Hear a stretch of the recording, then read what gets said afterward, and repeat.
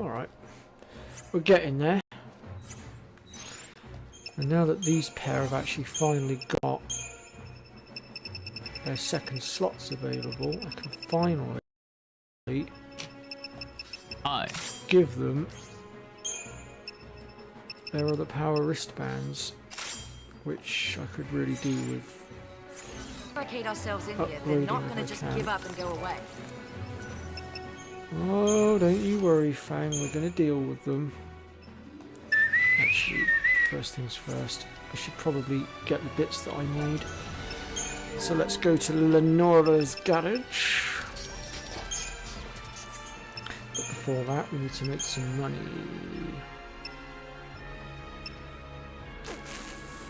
You know what, actually, folks? I'm going to go down a different route for a change. I'm actually going to get rid of that. Normally, I hang on to that and I upgrade it, and then I work with that. But you know,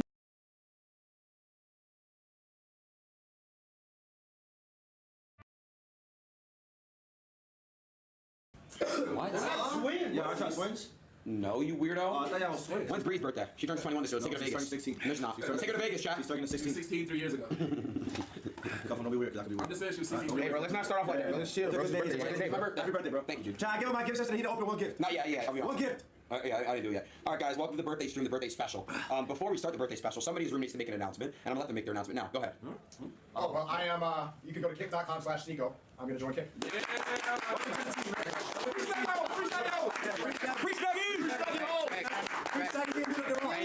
ain't do nothing. He didn't do nothing. I literally don't see anything wrong with anything you did. What? I apologize for what I did. It was wrong. It was, you know what I'm saying? I was wrong for what I did. I didn't mean it. It was a heat. Tom! Get me another Red Bull! No, has over it. Yeah, no, this whole setup is Like mad mattresses and the outside, whatever you call it. I also have another announcement to make. I'm not the only Jew in this room. Don't be weird on God. Don't be Tell them before I do. weird. I told you don't say stream. You did? Yes, don't be weird. Actually, a Jew? What's bad about that? That's horrible. That's horrible. Chad, I found out 20% Jewish on God. My mom is 20% Jewish, bro. I thought you were, bro. How'd you find out? So you. I bro. Oh, nah, man. You a bud. Oh, nah. Oh, I gotta chill, bro. I gotta get them banned. Yeah, I'm tripping. I ain't gonna lie. You gotta chill about that. All right, chat. This is a great group. We have tons of activities planned for the day. It's great. Sneako's in the room. You know, just to start off this kick deal. We are gonna gamble. I'm kidding. Can you confirm that your kick deal is no gambling? No gambling. Good job. All right. That's good. And when is your first kick stream? Could be today. It could be today. I can use for 7. Came back to Toronto. I want to just say how real that is, guys. This guy has been in and out Toronto. He's taking like a day. He felt sick. He left. He comes back. Sneako. During the hurricane, he doesn't get realer than that, bro. I'll tell you that right now. So yes, you're here for the next few days. Borrow whatever setups you want. You want to use combies whenever you want. You can. Huh? You can. Now you can use it. Yeah, whatever. Yeah, and you can use mine whenever you I'll want. have my stream for your stream, bro. And Cheezer is going live tomorrow. Yeah, I'm going live. I'm doing my first.com. I'm giving them the whole balance. I ain't going live. All right, there we go, chat. Is it not a fake bounce? Wait, no. It's real. Wait, You see how people actually think I gamble a fake balance? You do? No, I don't. Oh yeah, was my fake yesterday, Cheezer? That was the only time it wasn't fake. Yeah, okay. Why sweater sweating? It's hot in here. It's like 8. It is not hot. It's not hot. I'm wearing a jacket inside. I got a sweater. It's cold. It's not even hot. Anyways. Yeah, I'm cold. I ain't gonna lie. What y'all trying to say about me and Sweater's thing? I didn't say I said why you gonna have me in this? Nah, I'm gonna be real, guys. Sweater's not even fat. Y'all are almost no reason, man. Nobody said that. Just a little Guys, Nick Fuentes called me, wish me happy birthday, and then I put the phone to cuff him, and he said, what did he say? What's up? Yeah, he said that. What's up? W Nick in the chat, happy birthday, thank you, Nick.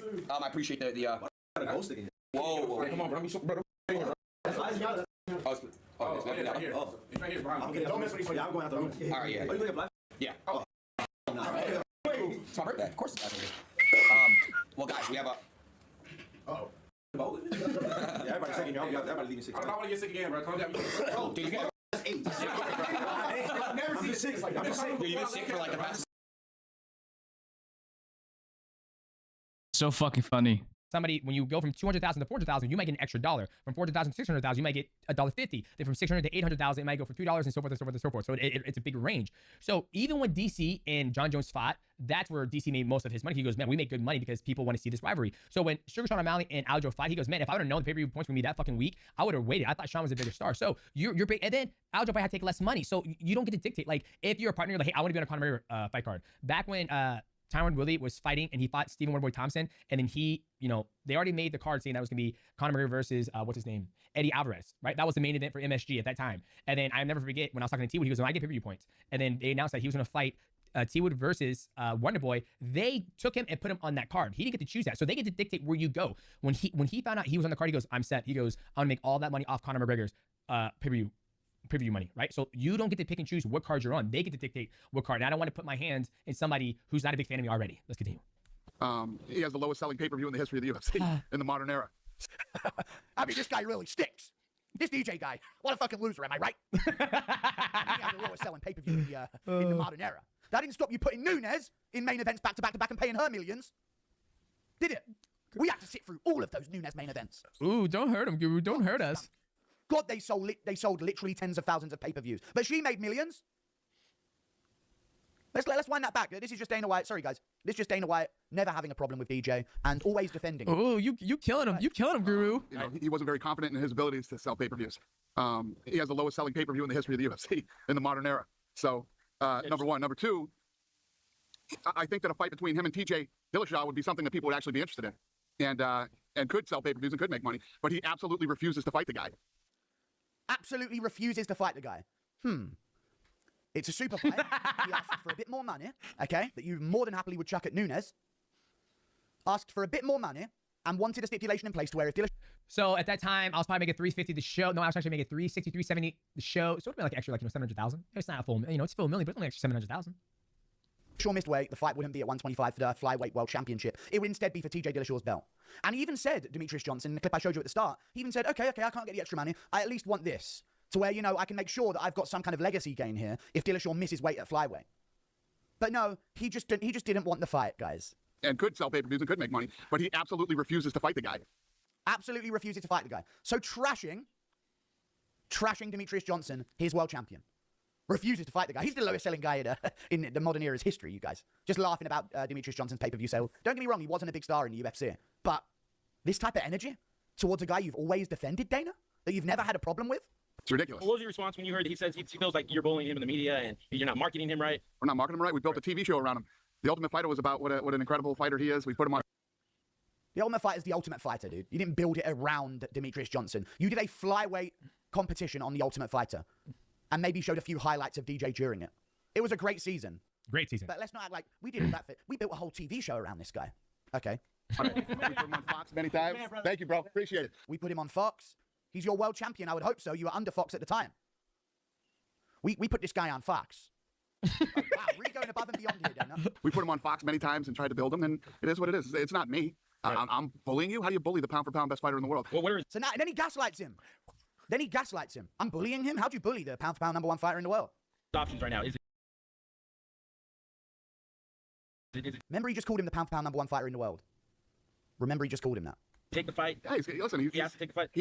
The media claims he's the pound-for-pound best fitter in the world. Right. You just claimed it. Let's do this one more time. Let's do this one more time. I think the best part about this is just his facial expressions are just fucking like prime. Within seconds, you've absolutely humiliated yourself again. It's not me. Right. I'm bullying you. How do you bully the pound-for-pound best fighter in the world? Well, how do you bully the pound-for-pound best fighter in the world, as Dana just called Demetrius Johnson? Options right now. Is it take the fight? Hey, listen, he has to take the fight. The media claims he's the pound-for-pound best fighter in the world. Right. So do you. But let's let it play. I think Conor McGregor is the pound-for-pound best fighter in the world. Now, this was at a time where DJ had like 11 defenses, or he was going for his 11th defense. And at the time, I don't even think Conor even had a title. I don't think Conor's ever defended this belt once. Not fucking once, which is just, it's just crazy. Like when you look at the masses, like, yes, Conor's a big star. He's one of my favorite fighters to watch. Like he understands the void very, very, very well. But not one title defense. Now, Conor has brought a lot of money to the sport, brought a lot of eyeballs, but not one title defense. Not fucking one. Crazy. And he believes he's the pound-for-pound best fighter in the world. Even at this time. Crazy, right? Breaking Anderson Silva's record. He was on the cusp of it, or something along those lines. Crazy, never seen before stuff. I think Conor McGregor is the pound-for-pound best fighter. This was his original John Jones. So that's really nice of you to defend DJ. Now you're just denying that he's pound-for-pound #1, even though to gaslight him about being bullied by you, you just called him the pound-for-pound #1. But let's just let it go again. Fighter in the world. Right. I think Conor McGregor is the pound-for-pound best fighter in the world. If you look at what that really means, what pound-for-pound means, and Conor doesn't give a shit. He'll fight anybody, anywhere, anytime. And if So that's what pound-for-pound really means. It's good to know that. It's good to pound-for-pound means anybody, anywhere, anytime, because John Jones is really living up to that right now. Remember when that's what pound-for-pound used to mean? Anybody, anywhere, anytime. John Jones, one fight in 4.5 years, won't fight Tom Aspinall, is defending interim champion. Interesting looking at some of these old clips back. Demetrius is the pound-for-pound best guy in the world, then Fight TJ Dillashaw. Fight somebody that people will actually care about and be interested in, and there you go. Is it true you guys threatened to shut down the flyweight division if you didn't? We've been talking. No. That's not true. That's not We've Interesting. been talking about shutting down the flyweight division for about 3 years. Oh, really? Yeah. You just feel like fans are. I think that's what he was saying because he knows that. He knows that we've talked about, doing away with that division had nothing to do with It's not drawing enough with fans. Demetrius. And never once did I threaten him to shut down the division. That's not. I don't. Did he say that? Not Dana verbally. Like Dana never called me. It was one of your henchmen, matchmakers. Never once did he threaten him to shut down the division. He never did directly threaten him, but later on he admits to something in this next interview that he speaks on DJ with.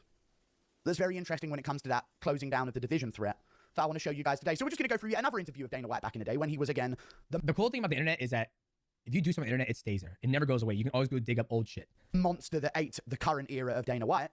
And we're going to listen to what he has to say because he's always so defending of Demetrius Johnson and he's never had a problem with him, guys. Let's let it play.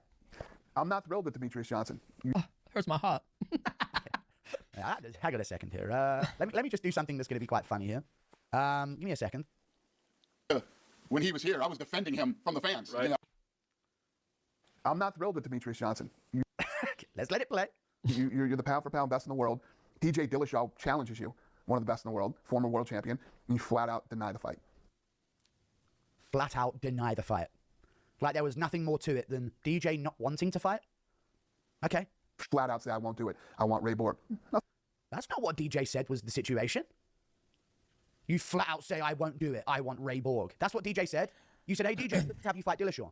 Now, DJ seems to think he asked for a bit more money to fight a superstar in a Legacy fight, and also asked that Legacy would guaranteed be on the line if Dillashaw did miss weight. But no, that's apparently not what he said. Nothing against Ray, deny the fight. Flat out say, I won't do it. I want Ray Borg. I don't know. Apparently, the way the meeting went was Dana went into the room, and Dana said, we want you to fight TJ Dillashaw, and DJ then responded with, I won't do it. I want Ray Borg. This is what Dana, in this moment, would have you believe. You guys have heard the story once again. Am I going to go over He's it? always defended Demetrius Johnson, you guys. Nothing against Ray Borg.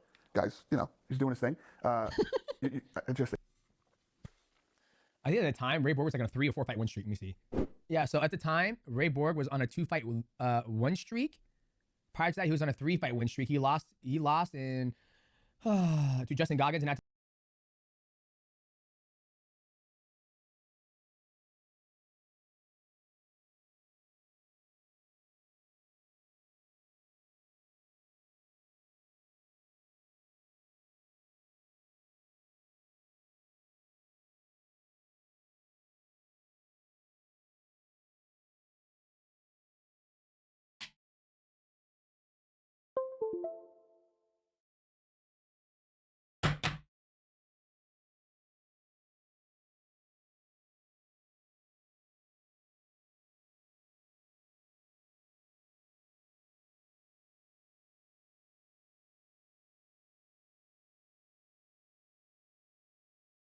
Oh.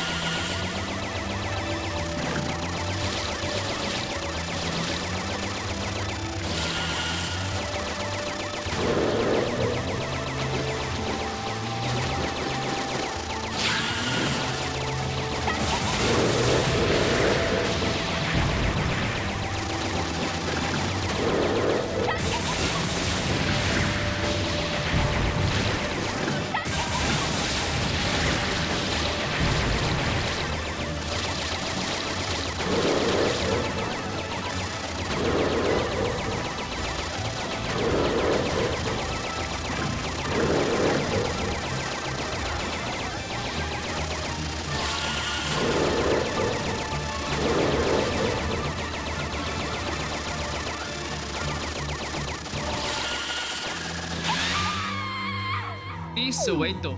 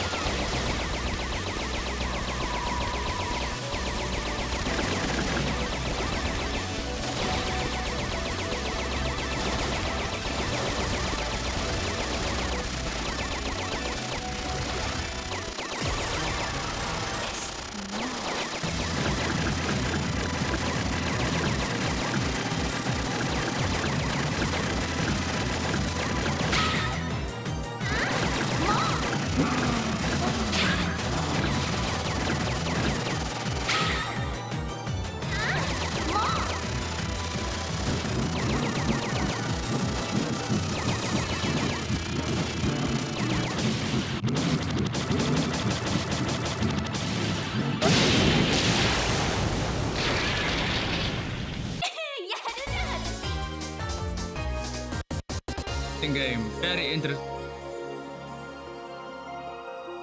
I play.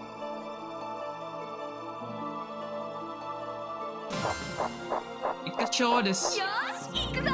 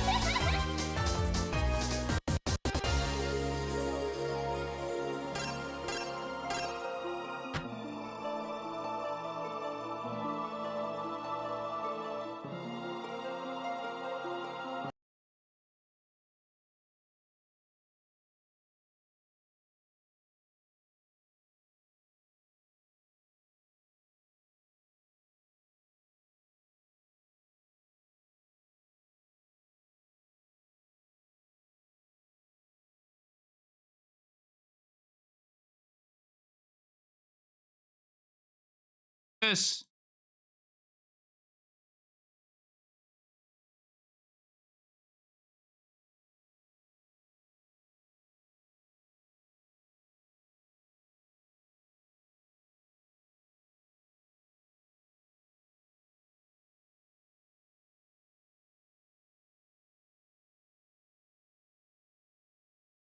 Hi.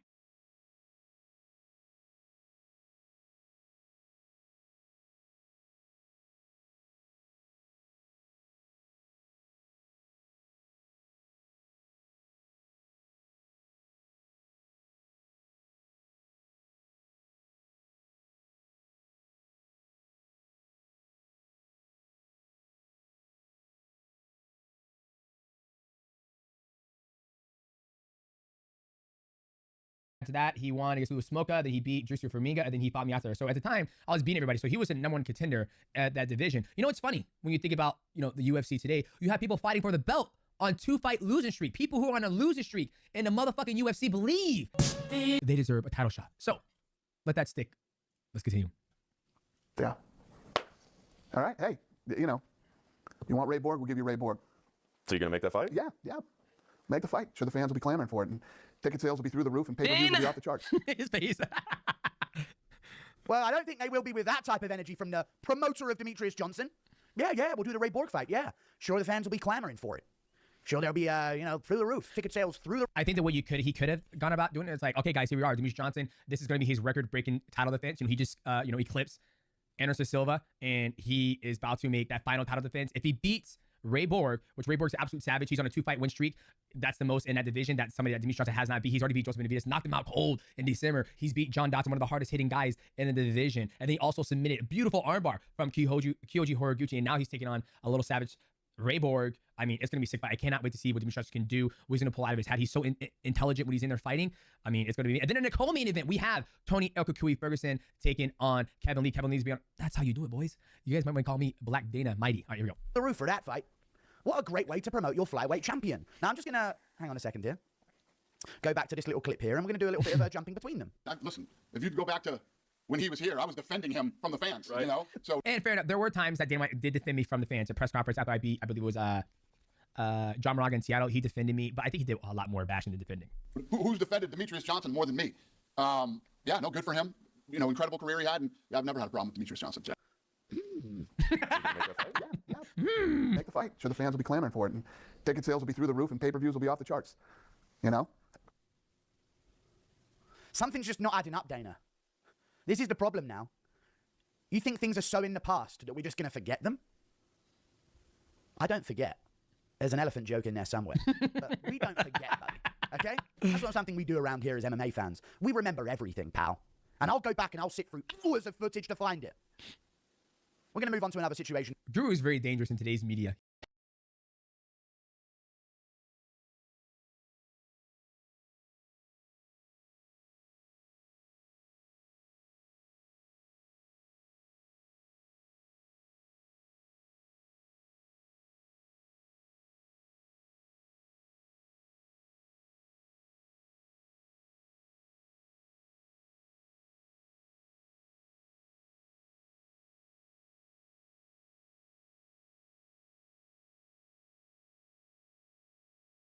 He's very dangerous. Yeah?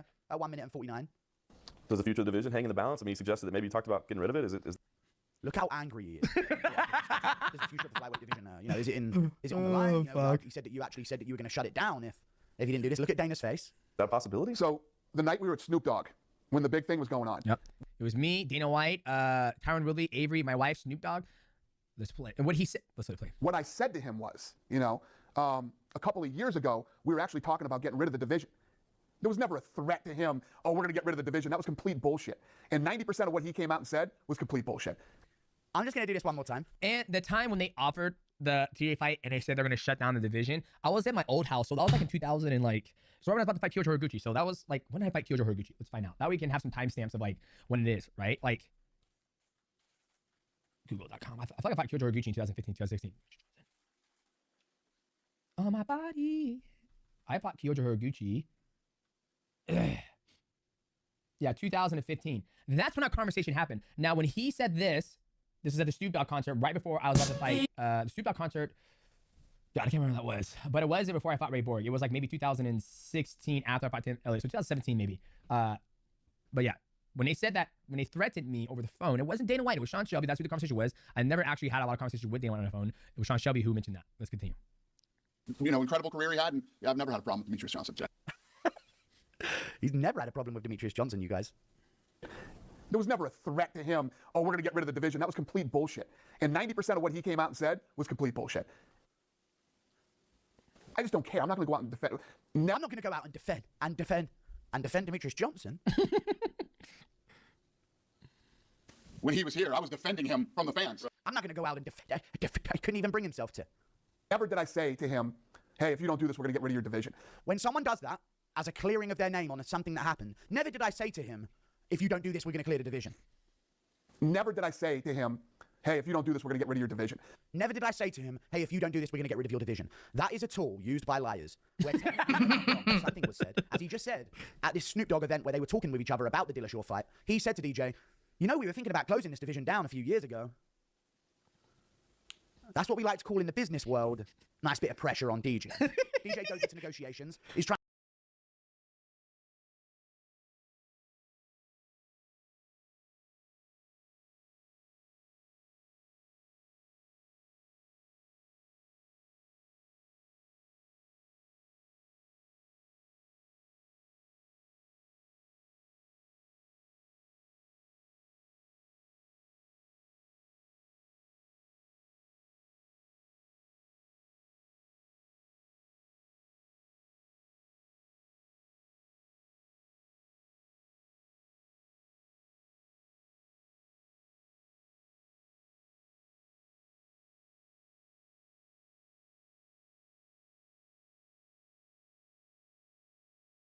trying to get more money and trying to get something out of it for himself. And then Dana just maybe drops in the middle of it. Gee, you know, we were thinking about closing down this division a few years ago in a negotiation situation. How is that not a subconscious way of pressuring DJ into letting him know, you best watch for how much you ask for or we'll get rid of you. You know what I mean? We'll get rid of the division. Hey, Dana White, can I get some more money for the Dillashaw fight? No, kid. All right, no more money, but if he misses weight, can we do it at 135 for the bantamweight belt? No. And you know, we were thinking about closing this division down a couple years back.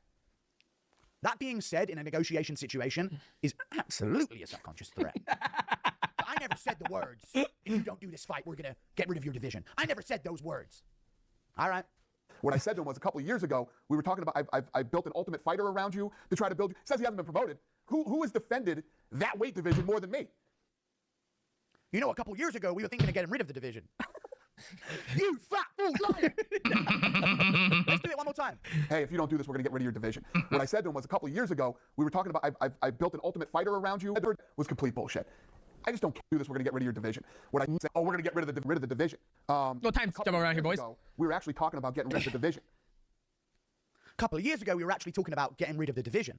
To immediately later, talking about, I've defended that weight to try to build you. Says he hasn't been promoted. Who has defended that weight division more than me? A couple years ago, we were thinking of getting rid of the division. Who's defended that weight division more than me? You know, a couple years ago, we were talking about getting rid of it. You stupid fat bald fuck. I'm in town now, buddy, and there'll be no more lies. Okay? There'll be no more lying from you to the MMA community. Okay? There'll be no more lies from you, mate. Okay? We move on to another bit of this interview as well at 3:14 of this interview. Hold on a second. Hear what he has to say here. Just, you know.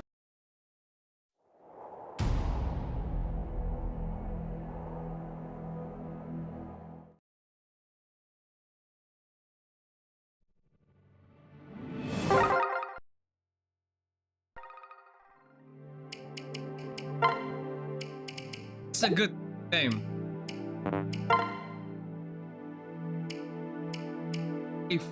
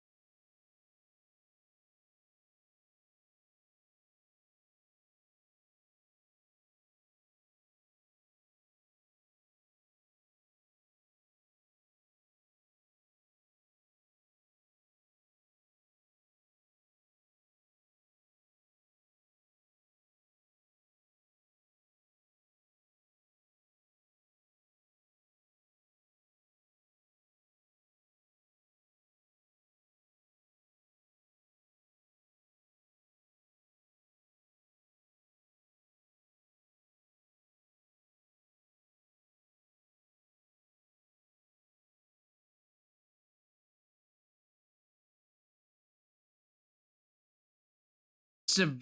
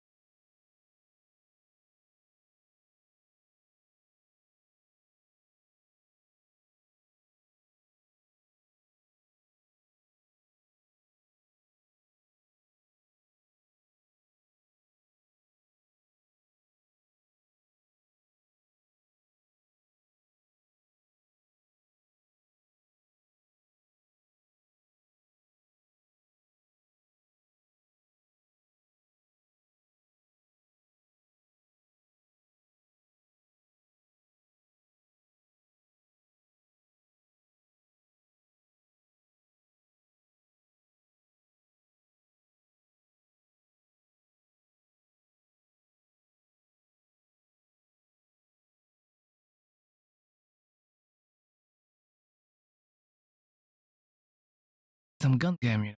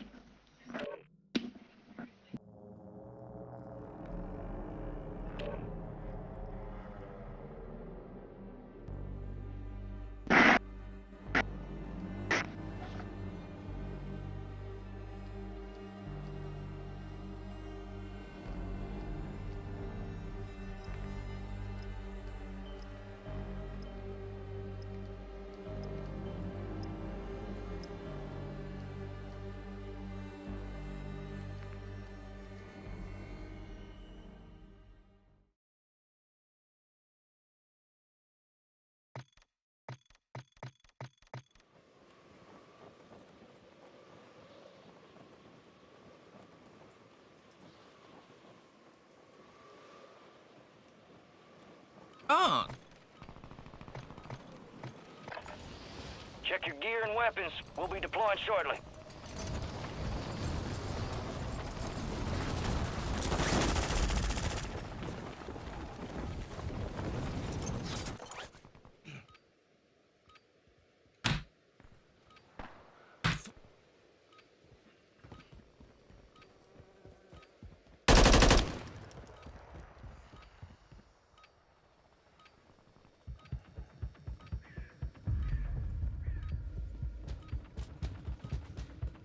Enemy soldier incoming.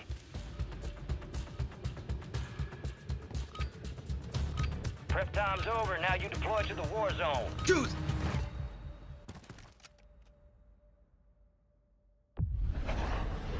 I live in the. GG niggas.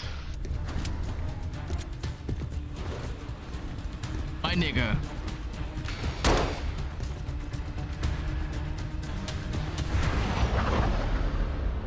Zombie Royale. Live together or lose together. The last team with soldiers still standing. Let's land here. Let's go, guys. Need some dick. Gas has no effect on those shufflers.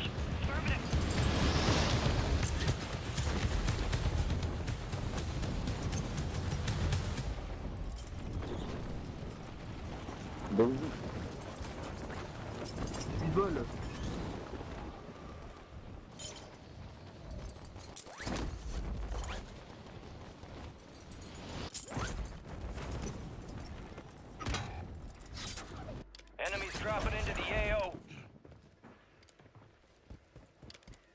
Alright, be on alert. One of your own join the maggot munchers.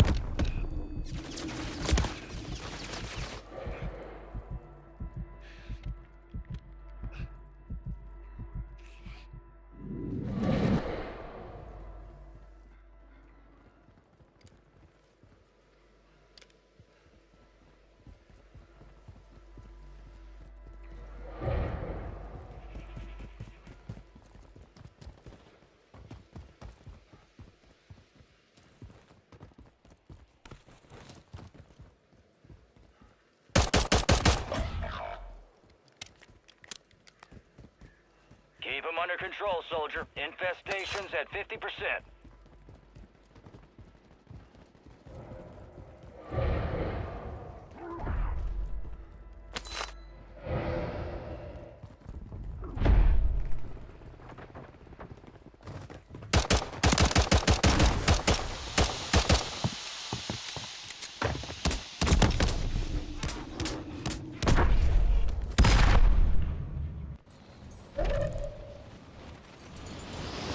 Redeploying as an infected.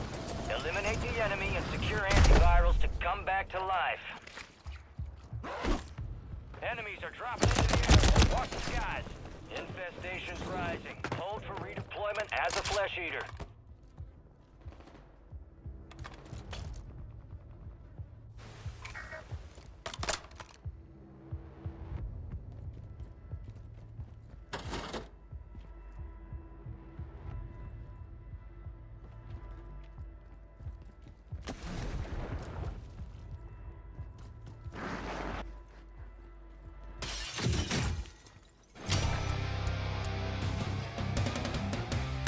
Watch your fire!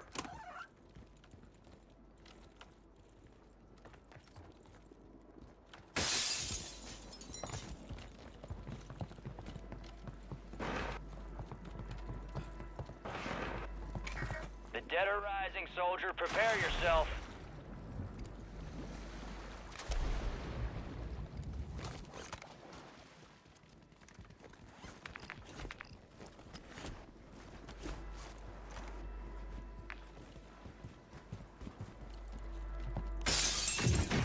This is Infestation, where the dead do die.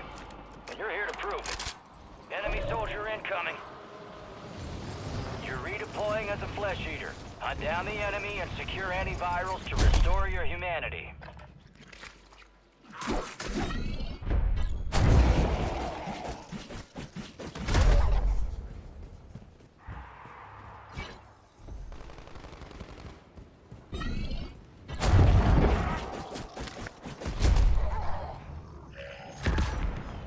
You got a loadout drop inbound.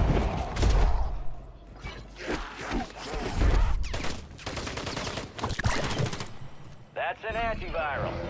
One step closer to the cure.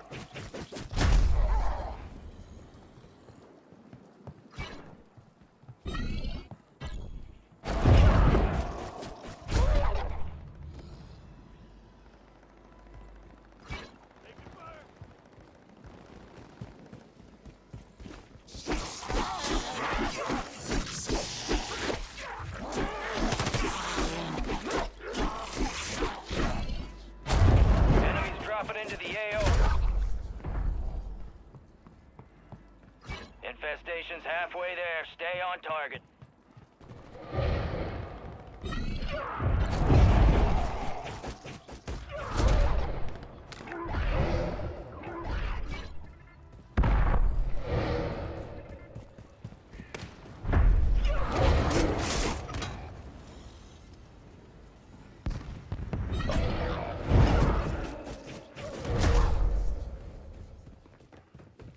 A flash.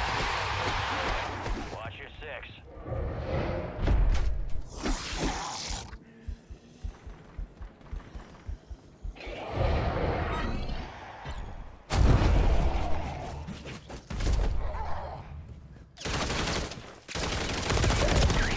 Ground. Move it. Infestation levels are rising. Stand by to redeploy with the flesh bags.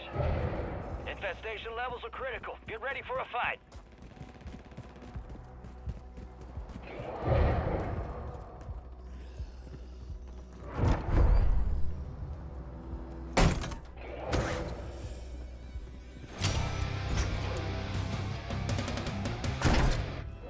Infestation starting. Terminate the toe taggers.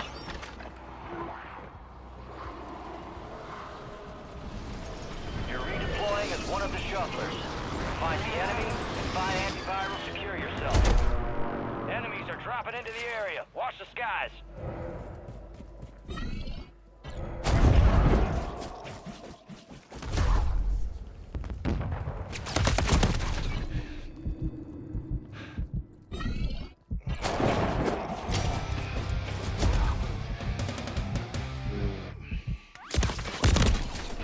Stand by. You'll rise with the shufflers when the infestation levels peak.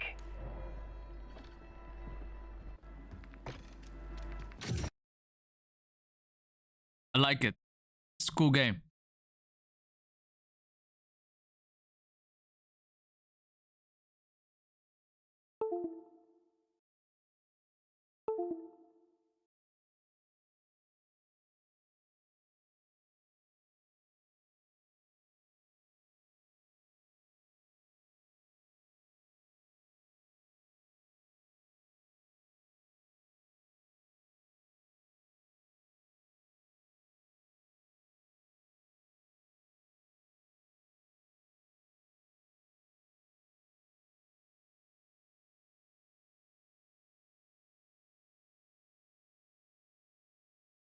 You know, it's when I talk about the Conor McGregor thing, there's the complete fucking opposite of Conor McGregor, okay?